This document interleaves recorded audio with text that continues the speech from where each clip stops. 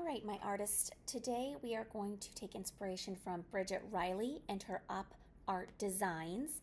And we're going to be creating an op art hand. I also have another way we can do this if you want to keep it a little bit more simplified. If you just want to use a shape, you can as well. So what you need, your materials, is you need a paper. I'm actually working on a smaller paper here just because it takes a little bit of time to make all those lines there. So I'm going to get two pieces to show you two different options that we're going to do. You need a pencil, Sharpie or marker if you have it, if you'd like to use those. If you have a ruler, that'd be great, but you don't need one because remember, nothing is perfect. Nothing has to be perfect here with this. This is just practice. This is for fun. It does not have to be perfect.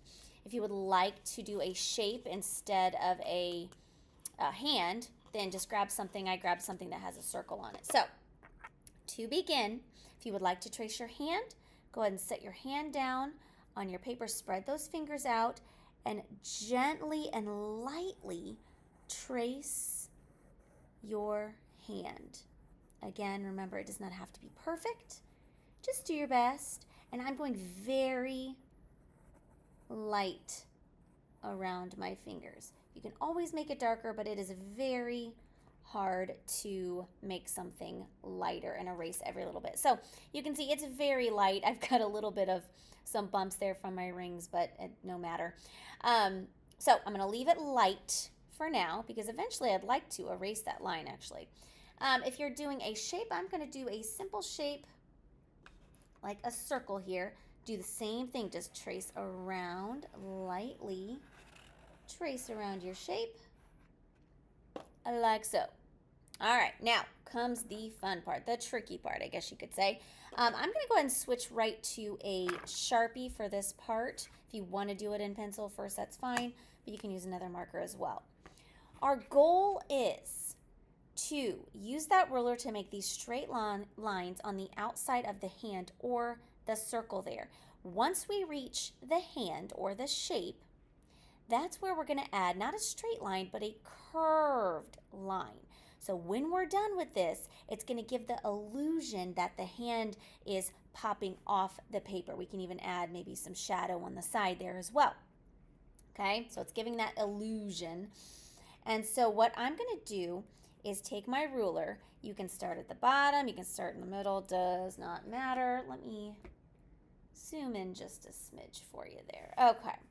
I'll start right around here just to show you. So when you're holding your ruler, make sure you hold it with all of your fingers. Push it down against your table. If you're not holding it down enough, it's going to wobble like this. We don't want that. We want a nice straight line, so we got to hold it down nice and firm. Okay, so I'm going to take my Sharpie marker. I'm going to start on one side of my paper, the very edge. And then I'm going to make a straight line, pushing that marker up against the ruler. I'm going to stop where that line is from my hand. You see that? Where the pencil line is? Stop and hop to the other side and pick it up on the other side of the hand, like that. Does that make sense? Okay, so let me do a few more real quick before we get, I'm gonna do this all the way up and down your paper. Now it does get tricky when you get close to those, or when the fingers start popping in there because you have more spots to stop at. Okay, so go down your paper. If you don't have a ruler, like I said, that's okay. Just do your best. Find something else, actually. You could find maybe, let's see, I've got like a book here. I can use the edge of this book or the edge of another piece of paper. I could even use the side of my pencil. Oh, look at that. See, using what we've got. Using what you got. Look at that. Or if you want to just go for it, you know what? Straight line without anything. Just pick it up on the other side. Okay?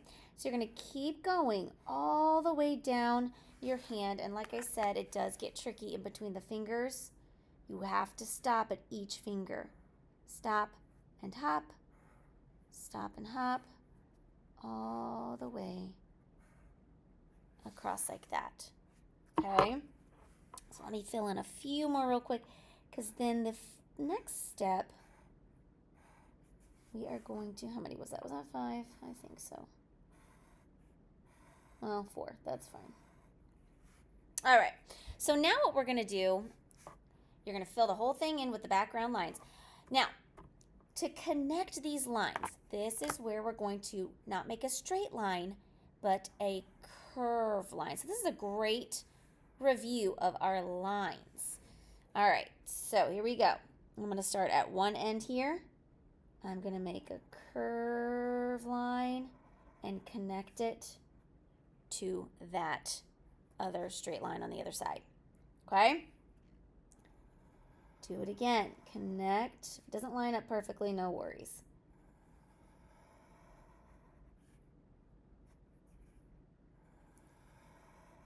Keep going. Oh, I may have missed a line. That's all right. I'll add another one in. Okay, keep going. Once you get to the thumb and the fingers, you'll do the same thing, except you just have more bumps like this. Smaller bumps, smaller curved lines like that. Let's say I add a few more here, just to show you. So honestly, the more lines you add, the better. Okay, the more the illusion will work, the more the effect will have. I'm going to show you if you want to do a simple circle or shape, it can be any shape really. Same idea. Start on one side of your paper. Stop and hop to the other side. Stop and hop. It takes a lot of patience for this, but you can do this, and the effect in the end is so worth it. Just by using simple lines, we create this amazing illusion that the shape or our hand is actually popping off the page. Okay, creating movement.